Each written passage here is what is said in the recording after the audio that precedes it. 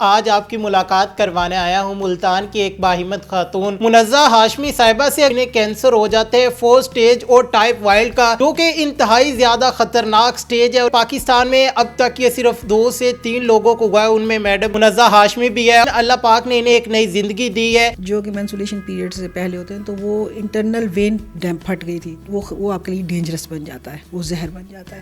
اور بہت سے لوگ میرے پاس آتے تھے کہ اب آپ جانے والی ہماری دعا کر لیں گے، آپ کی دعائیں قبول ہوں گی، آپ ڈائریکٹ اللہ کے ساتھ ہو گئی ہیں. السلام علیکم ناظرین، میں ہوں آپ کا میزبان محمد اکمل اور آپ دیکھ رہے ہیں پاکستان سٹوریز. یہ ریکور ہو چکے ہیں، ان سے ان کی کہانی جانتے ہیں کہ اس کی وجہ کیا بنی تھی اور کیسے ریکور ہوئی ہے، کتنی دیر لگی ہے، کن کن مشکلات کا سامنا کرنا پڑا ہے. کانگریچولیشنز کہ اللہ پاک نے آپ کو ایک نئی زندگی دی ہے، دوبارہ سے آپ کام کر رہی ہے، ریکور ہو گئی ہے. کیسا فیل کر رہی ہے؟ بہت اچھا، اللہ کا بڑا احسان ہے. یہ ایک معجزہ ہی ہے، کہاں بالکل بستر پہ پڑے ہوتے تو اللہ کا بڑا احسان ہے. ہوا کس وجہ سے تھا، ریزن اس کی کیا بنی تھی اور کب ہوا تھا؟ بچہ ایک آ کے میرے پیٹ میں لگا تھا. دیٹس اے اسمال گرونولاز ہوتے ہیں جو کہ مینسولیشن پیریڈ سے پہلے ہوتے ہیں، تو وہ انٹرنل وین ڈیم پھٹ گئی تھی اور ہمیں پتہ نہیں چلا تھا. ظاہر ہے وہ کوئی باہر تو کوئی نشان تھا ہی نہیں، تو وہ زور سے لگنے سے تو وہ پیٹ کے اندر تھا سارا. تو وہ آپ کا یہ ہوتا ہے کہ اگر آپ کا بلڈ اندر کھڑا رہے تو فلوئڈ جو ہوتا ہے اس کی وجہ سے وہ آپ کے لیے ڈینجرس بن جاتا ہے، وہ زہر بن جاتا ہے.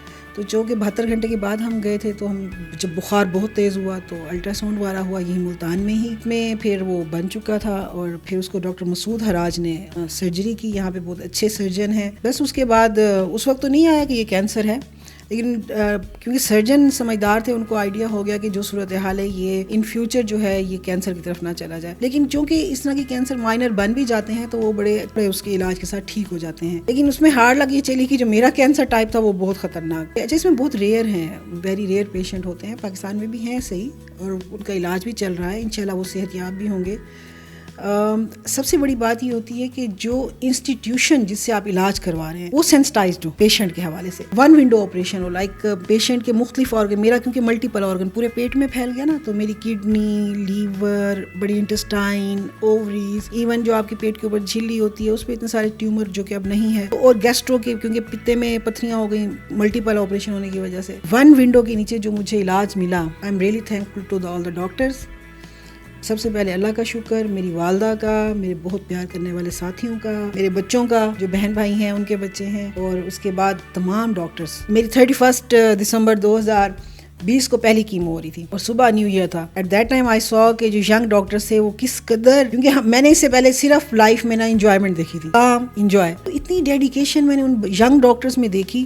تو میں نے ایک بچی سے پوچھا بھی صحیح، میں نے کہا کہ آپ ہیپی نیو ایئر نہیں منانے جا رہی؟ کہتی ہم آپ کے ساتھ منا رہے ہیں نا. And that was amazingly good. So یہ جو موٹیویشن ہوتا ہے نا، سائیکولوجیکل سپورٹ، وہ بڑی اچھی رہی. اللہ کا بڑا احسان ہے. مجھے یہ بتائیے گا کہ ملتان سے ڈاکٹرز نے کہا کہ آپ کو یہاں سے شفٹ کر دیا جائے گا شوکت خانم یا آغا خان میں، تو آپ وہاں پہ گئی، وہاں پہ ایڈمٹ کیسے ہوئی؟ کیونکہ بڑی مشکل سے پیشنٹ لیتے ہیں. جی اچھا، میں آپ کو تھوڑا سا بتاؤں، جو میری اسٹیج تھی نا اس میں کیمو بڑی ہارڈ تھی، اور ہمارے یہاں پر جو شوکت خانم یا آغا خان جیسے جو ہاسپٹل، اور سب سے پہلے نمبر تو میں شوکت خانم ہی کہوں گی کہ درس ریسرچ انسٹیٹیوٹ ایز ویل. اور سب سے بڑی بات ہے کہ وہ ایک ہی چھت کے نیچے تمام آپ کو چیزیں مل جاتی ہیں، لائک وہاں پہ تمام اینکولوجی کے ڈاکٹر ایک جگہ موجود ہے. تو ہمارے جو یہاں ڈاکٹر مسعود سرجن صاحب ہیں، انہوں نے کہا کہ آپ کا جو یہ اتنا بڑا میس نکلا ہے پیٹ میں سے اور بڑی جلدی بڑھ گیا ہے، تو میں آپ کو سجیسٹ یہ کروں گا کہ آپ شوکت خانہ میں اپلائی کریں. اینڈ ہم نے ان کو اپلائی کیا. لیتے تو نہیں ہیں وہ، لیکن اس وقت چونکہ میری ایج جو تھی دیٹ واز 39، تو کم ایج ہونے کی وجہ سے اور تھوڑا ہمت والا پیشنٹ ہونے کی وجہ سے دے کنسیڈرڈ می کہ ہم یہ علاج وہ کریں. اینڈ انہوں نے سچی بات یہ ہے کہ شاید میرے کیس پہ، مجھے ایسے لگتا ہے، وہاں پہ شاید ہر پیشنٹ کو ایسے لگتا ہوگا، میرے کیس پہ ڈاکٹر اس قدر تندہی سے آپس میں میٹنگز کرتے تھے. ان کا سنکرونائز سسٹم ہے، لائک مجھے کیمو لگانے والے ڈاکٹر آئے ہیں تو اگر میری کڈنی کی رپورٹ اچھی نہیں ہے تو انہوں نے فوراً کڈنی والے ڈاکٹر سے رابطہ کیا کہ میں اس کو کیمو نہیں لگا سکتا، اس کا تو کریٹینن ہائی ہے. تو انہوں نے کہا کہ اچھا، آپ کی 16 دسمبر کو میری پہلے کیمو ڈیسائیڈ تھی. انہوں نے کہا آپ تھوڑا رک جائیں، ہم ان کی کڈنی میں اب وہ ڈالتے ہیں، اسٹنٹ ڈالتے ہیں، وہ اسٹنٹ ڈال دیں تو پھر آپ اس کی ڈیٹ آگے کر دیں. تو جب وہ کرنے لگے تو اس کے جب کیمو سٹارٹ ہوئی تو اس کے بعد پتہ لگا کہ لیور کام نہیں کر رہا. تو گیسٹرو لیور کے جو تھے ڈاکٹر، وہ انہوں نے جمپ ان کیا. Every time they were very much, ہر 15 دن بعد میرے کیس کے اوپر ڈسکشن ہو رہی ہوتی تھی. And I am very much thankful to them. اچھا، مجھے یہ بتائیں کہ کتنی ڈیوریشن تھی جس میں آپ کا ٹریٹمنٹ چلا اور کتنی دیر میں آپ ریکور ہو گئے؟ یہ پہلا میرا آپریشن ملتان میں جو 2 آپریشن ہوئے، پہلا مئی میں ہوا، दूसरा हम हज से जब वापस आ गए तो दूसरा सितंबर के एंड में, अक्टूबर के शुरू में हुआ। तो ये बताइएगा कि 9 to 5 काम करने वाला बंदा जब एक बेड रेस्ट पे चला जाता है तो कैसे दिन गुजरता था, क्या मसरूफियात होती थी फिर? अरे लैपटॉप जिंदाबाद, ब्लेसिंग इन डिस्गाइज। यानी कि आप ऐसा होता है कि हमारे लिए कोविड बहुत बड़ा मसला बना। आपको याद है कि आप मीटिंग्स नहीं कर सकते, आप मिल नहीं रहे थे, लेकिन मेरे लिए ये हुआ कि इधर से मैं बीमार हुई, इधर से कोविड स्टार्ट हो गया, तो तकरीबन तमाम हमारी मीटिंग शिफ्ट हो गई वर्चुअल पे। अब वर्चुअल में आप लैपटॉप पे इतने आ रहे होते हैं, तो जब आप इतने आ रहे होते हैं तो आप सारी मीटिंग, नोबडी नोज, बहुत सारे मेरे साथियों को पता नहीं था क्या है, तो मैंने ऊपर स्कार्फ ले लेना, क्योंकि आपको पता है बाल सारे उड़ जाते हैं। आप अभी भी मेरे बाल हल्के हैं, जब कीमो लग रही है तो भवें उतर जाती हैं एवरीथिंग, तो मैंने यहाँ पे वो ब्लैक पेंसिल लगा लेना और मैंने लैपटॉप पे करना। अच्छा, फिर बड़ी बात ये कि आपको पता है आपकी पूरी बॉडी फॉर्मेशन बदल जाती है। ऐसे ही है, आपको बहुत मोटा करते हैं, आपको बहुत स्टीराइड मिलता है, एक तो वेट गेन बहुत ज़्यादा होता है, फिर उसके बाद आपकी ना चेहरा बदल जाता है।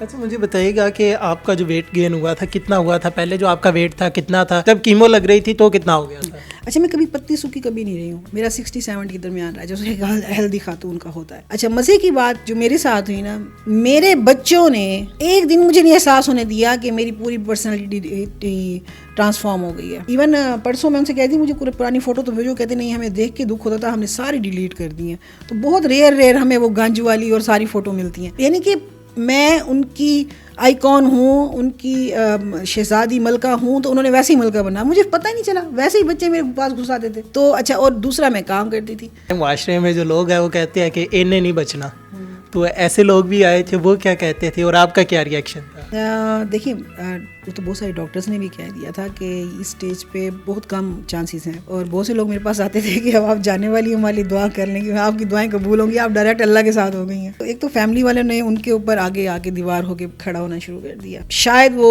जो मुझे अंदाजा है कमरे से बाहर होते थे और आते थे तो ना मुस्कुराते हुए या कोई फन करते हुए आते थे, और मुझे उनको कहना पड़ता था निकलो मेरे रूम से। मैं हंस के, क्योंकि मेरा पूरा पेट 6 माह तक ऐसे खुला हुआ था, और सबसे खास तौर पर मेरा जो बड़ा भाई है और मेरे जो सीनियर हैं अकरम भट्टी साहब, were not even ready to accept कि मैं बीमार हूँ। मेरे जो बहनोई हैं वो अक्सर नाश्ता इधर ही आ जाते थे मेरे घर पे कि हम नाश्ता साथ करेंगे। यानी ऐसे लगता था कि सब ने अपनी जान और सोल डाल दी है।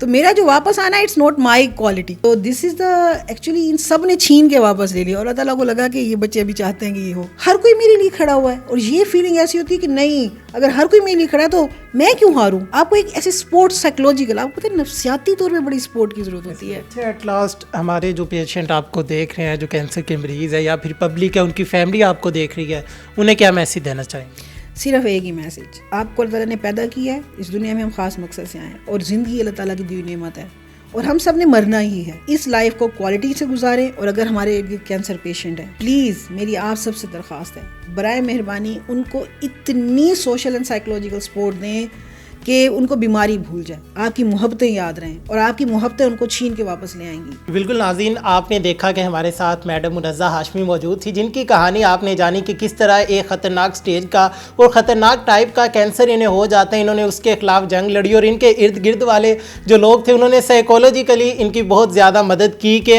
आपको कुछ नहीं होगा, आप बीमार नहीं हैं। इन्हें हंसाते रहते थे, तो अल्लाह पाक ने इन्हें दोबारा ज़िंदगी दी है। आज फिर ये वैसे ही अपनी फैमिली में मौजूद है, हंस रही है, मुस्कुरा रही है और अपना काम भी कर रही है। इनका बाकी जो पेशेंट है या फिर उनकी फैमिली है, उनसे यही कहना है कि कोई भी बीमारी जो है ला इलाज नहीं है। अल्लाह पाक ने कुरान मजीद में भी इसका जिक्र फरमाया है कि हर बीमारी का, हर मुश्किल का जो हल है वो मौजूद है। आपने हिम्मत नहीं हारनी, और जो पेशेंट है उन्हें भी हिम्मत देते रहे। आप इस बारे में क्या राय रखते हैं, अपनी राय का इज़हार कमेंट बॉक्स में लाजमी कीजिएगा। इसी के साथ अपने मेज़बान मोहम्मद अकमल को दीजिए इजाज़त। अल्लाह निगहबान।